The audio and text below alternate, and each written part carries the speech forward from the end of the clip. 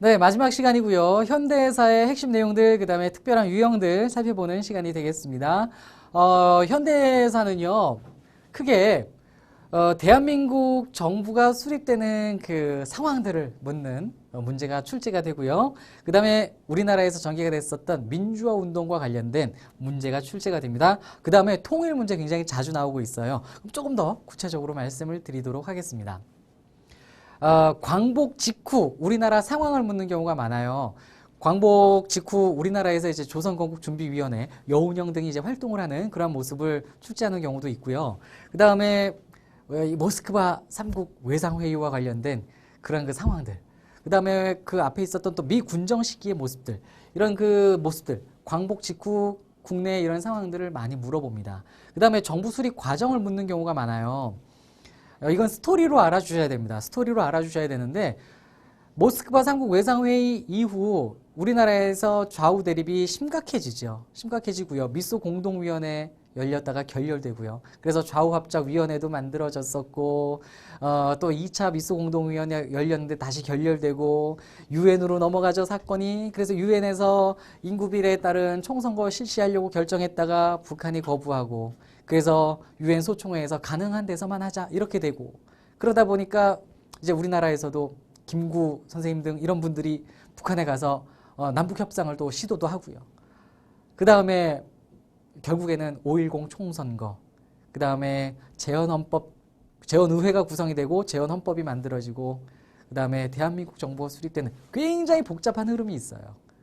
그 흐름을 잘 아셔야 됩니다. 사건의 흐름, 중간중간에 이 사건 다음과 이 사건 다음 사이에 또 무슨 사건이 있었는가, 이 사건 다음에 뭐냐, 이 사건 다음에 뭐냐, 두 사건 사이에 뭐가 있느냐 이거 물어보는 경우 많이 있습니다. 순서 잘 알아두시고요. 수립 과정. 그 다음에 이제 민주화 운동 아셔야 되는데요. 우리나라에서 이제 4.19 혁명이 문제 출제가 굉장히 많이 됩니다. 그 다음에 이제 박정희 정부 시절에 있었던 그런 이제 민주화 운동도 나옵니다. 그 다음에 전두환 정부 시절 바로 연결되는 6월 민주항쟁 출제가 됩니다. 물론 이 6월 민주항쟁 바로 앞에 이제 전두환 정부와 맞물려서 5.18 민주화 운동도 간혹 출제가 되고 있는데 큰 주제는 4.19와 6월 민주항쟁 주로 많이 나오는 형태가 이겁니다. 그런데 이제 여러분들 여기서 좀 말씀드릴 게 있어요. 민주화 운동 자체를 출제하는 경우도 많이 있어요. 민주화 운동 자체를 중요하게 묻는 경우도 많은데 이 민주화 운동 공부할 때 여러분들 아울러서 더 중요하게 공부하셔야 되는 건 뭐냐면은요. 그 혁명을 일어나게끔 만들었던 혁명의 배경이 됐던 그 정부를 알아주셔야 됩니다. 이승만 정부가 문제가 있으니까 4.19 혁명이 일어난 거 아니겠습니까? 그 정부의 상황들 알아두셔야 되고요. 이승만 정부 시기에 있었던 정권 유지를 위한 연장을 위한 각종 개혁들, 개혁이 아니죠. 개헌들 파악하셔야 됩니다. 6월 민주항쟁을 일어나게끔 만들었던 전두환 정부의 그 문제들 파악하셔야 됩니다. 전두환 정부 시기의 상황들 아셔야 되고요. 그다음에 사실 박정희 정부의 어떤 그 독재, 그로 인한 문제점, 거기에 대한 저항 이런 것도 출제를 많이 해왔었는데 최근에 이 박정희 정부 관련된 문제가 확 줄었습니다. 좀 거의 안 나오다시피 하다가 이제 최근에 다시 좀 나와요. 다시 나오는데 아무래도 이제 상황상 좀 비중이 좀 줄었고요. 박정희 정부 문제 비중이 조금 줄어들면서 이승만 정부 문제가 좀 늘어나는 그런 경향이 있어 왔습니다. 그래서 이 부분에서는 가장 많이 나오는 건 이승만 정부 4.19 혁명 이쪽으로 조금 비중을 좀 주시는 게 좋겠다. 그 다음에 6월 민주항쟁도 많이 나오니까요. 좀 체크 잘 해주시고요. 다음 통일 문제가 굉장히 자주 나옵니다. 자주 나오는데요. 여러 가지의 통일을 위한 노력들이 있어 왔지만 우리 여러분들에게 물어보는 핵심적인 통일운동은 이 세 가지, 통일 그 사건은 이 세 가지입니다. 통일을 위한 노력은 이 세 가지인데요. 박정희 정부 때 있었던 7.4 남북 공동성명이고요. 그 다음에 노태우 정부 때 있었던 남북 기본합의서. 그 다음에 김대중 정부 때 있었던 남북 정상회담하고 6.15 남북 공동선언. 이 세 가지를 굉장히 많이 물어봅니다. 그래서 통일을 위한 노력은 사실은 이 세 가지의 시기와 내용을 딱 집어서 공부해 두시면 좋겠다라는 생각이 들기도 합니다. 자, 이렇게 현대사의 주요 내용들 살펴봤고요. 그러면은 이러한 그 주요 내용들이 문제에선 어떻게 등장했는지 좀 살펴보도록 하겠습니다. 이 광복 이후에 조선건국준비위원회 또는 뭐 반민특위 이런 단체를 묻는 문제가 많았습니다. 그 단체들이 어떤 활동했는지 묻는 문제가 많았어요. 그래서 이 단체 기관을 묻는 문제는 광복 직후 상황을 묻는 경우가 많았고요. 그다음에 이 흐름 사건 묻는 문제가 사실은 현대사 문제의 대부분입니다. 광복 직후나 또는 민주화 운동이나 모든 것이 또 통일 운동도 그렇고요. 통일을 위한 노력도 그렇고요. 전부 다 흐름 사건입니다. 그래서 예를 들면 민주화 운동 그 사건을 주고 그 민주화 운동의 의미, 업적이 무엇이냐. 그 사건의 업적을 묻는 경우도 많았고 사건을 통해서 그 인물을 파악하고 인물의 업적을 묻는 경우도 있었습니다.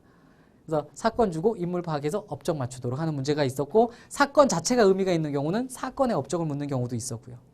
그 다음에 사건을 주고 사건이 현대사에서 어떤 흐름 속에서 전개가 됐는지 흐름 맞추기. 이게 현대사에서 굉장히 많이 나옵니다. 사건을 사진으로 제시해줘요. 그 다음에 이걸 순서대로 나열하래요. 사건 주고 순서 맞추는, 흐름 맞추는 이런 문제가 꽤나 많이 나왔었습니다. 자, 조금 더 구체적으로 말씀드리면은 단체 기관을 자료로 줍니다. 자료로 주는데요. 여기서 말하는 현대의 중요한 단체, 사파로도 나오고 자료로도 나와요. 그 단체가 갖고 있는 업적, 조선건국준비위원회, 뭐 반민특위 또는 뭐 재헌, 국회, 의회, 그다음에 뭐 또는 뭐 독립촉성중앙회, 뭐 이런 그 단체들이 있어요. 굉장히 많은 단체들이 있는데 여러 형태로 줍니다. 우리가 이제 문제로 볼 텐데 사파로도 주고요, 사료로도 주고요, 또는 도표로도 줘요. 그런 자료를 통해서 기관을 맞춰 내셔야 됩니다. 그 다음에 흐름 사건 묻는 문제는요. 사건을 자료로 주는데 뭐 이건 다양한 자료로 주지요. 신문 형태로 주는 경우도 있었고요. 또는 뭐 그 사파로 주는 경우도 굉장히 많죠. 현대사에서는. 사건을 주고요. 그 사건을 만들어냈었던 정부의 업적을 맞춰내라. 또는 사건 자체, 예를 들면 민주화운동을 자료로 주면 민주화운동 자체의 의미를 맞춰라. 그런 경우도 많았습니다. 근데 이 현대사에서는 이승만 정부 또는 뭐 김대중 정부 또는 뭐 김영삼 정부, 이게 정부 자체를 묻는 문제가 굉장히 많았습니다. 그 다음에 흐름 사건, 현대사의 주요 흐름을 자료로 주고 순서 맞춰라. 굉장히 흔한 현대사의 문제입니다. 자, 그러면 이러한 그 대표 유형 문제들을 파악하셨으면은 우리가 문제들을 한번 실제로 보도록 하겠습니다. 124번 문제고요. 다음과 같이 구성된 국회 활동으로 옳은 것을 보기 위해서 골라라 이건데요. 보도록 할게요. 지금 이 무소속이 85석이나 되고요. 대한 독립촉성 국민회 이게 이제 55석이 되고요. 뭐 한국 민주당 29석이 되는데요. 자, 이게 지금 바로 재헌의회예요. 재헌국회임을 알 수가 있는 것이죠. 보면은 제주도에서 2석이 당시 비었었다는 거예요. 처음에는. 그죠? 총 의석수가 200석이고요. 이런 그 형태로 만들어 놓은 게 재헌국회고요. 대한독립촉성국민회 이런 것들이 이제 그 이승만 세력에 또 그 속하는 그런 내용이 되겠죠. 무소속이 85석이나 된 것도 재헌국회입니다. 그래서요, 어떤 그 단체, 조직 이런 것들을 주고 활동을 고르는 겁니다. 기억을 보도록 할게요. 유상매수 유상분배를 내용으로 하는 농지개혁법 제정했다. 농지개혁법을 제정한 게 재헌국회 맞습니다. 반민족 행위자 처벌을 위한 반민족 행위 처벌법을 제정했다. 이것도 재헌의회에서 보장한 내용입니다. 물론 이 처벌법이 굉장히 뿌듯하게 전개가 된 것은 아니었지만 어쨌든 이 처벌법을 제정한 것이 재헌국회 맞습니다. 그래서 이 문제의 정답은 기억 니은 1번이 정답이에요. 디귿 공직자 부정행위를 방지하기 위한 공직자윤리법을 제정했다. 이게 이제 오늘날도 있는데요. 이게 처음 제정된 건 전두환 정부 시기였습니다. 리을 민주화 정착을 위한 5.18 민주화 운동 등에 대한 특별법을 제정했다. 이거 김영삼 정부 시기의 상황이었죠. 그래서 이 문제는요. 재헌의회가 국회가 2개고 전두환 김영삼이 하나씩 나왔고 그래서 답은 1번 고를 수 있는 그런 문제였습니다. 단체 또는 뭐 조직 이런 것들을 묻는 현대사의 문제였어요. 자, 다음에 제가 앞에 현대사는 정부의 활동 묻는 경우 굉장히 많다라고 말씀을 드렸었죠. 이승만 정부, 박정희 정부, 전두환 정부, 김영삼 정부, 김대중 정부까지 정부의 활동을 묻는 경우가 많은데 대표적인 유형이 이겁니다. 이런 그 설명문 같은 자료를 줘요. 볼게요. 이 정부에 대해서 이제 옳은 거 골라야 되는데요. 경제협력개발기구 OECD는 회원국 상호 간 정책의 조정과 협력을 통해 어쩌고저쩌고 나와서 핵심은 이거예요. OECD에 가입했다는 거예요. OECD에 가입했을 때 우리 정부가 뭐예요?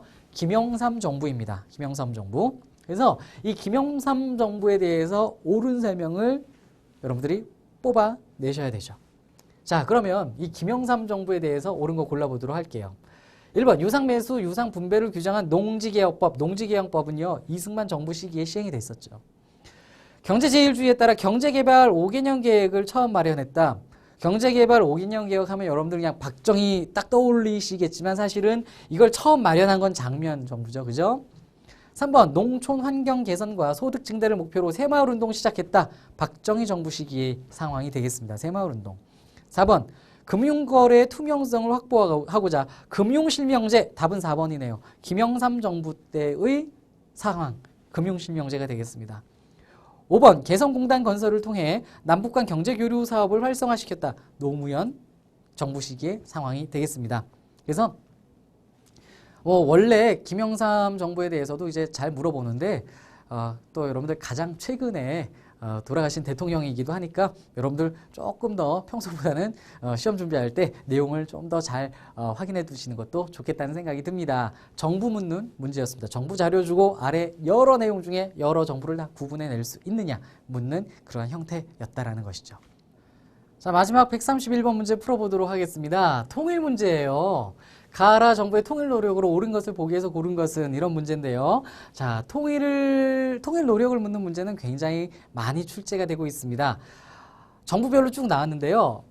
박정희 정부는 1972년 7.4 남북 공동성명 발표가 나왔습니다. 그 다음에 전두환 정부 민족화합 민주통일 방안 제시가 나왔는데요. 1982년 상황이 되겠고요. 노태우 정부 상황이 나왔습니다. 남북한 UN 동시가입 나왔는데요. UN 동시가입은 1991년이에요. 그 다음에 김대중 정부 남북 정상회담 개최가 나왔죠. 2000년의 상황이 되겠습니다. 이 각 정부의 통일 노력으로 옳은 것을 고르는 건데요. 이것은 통일 문제이기도 하고요. 정부 자체를 묻는 문제이기도 하죠. 그 양면성을 좀 갖고 있습니다. 보도록 하겠습니다. 박정희 정부 시기인데 이산가족 고향 방문단의 교환 방문을 성사시켰다.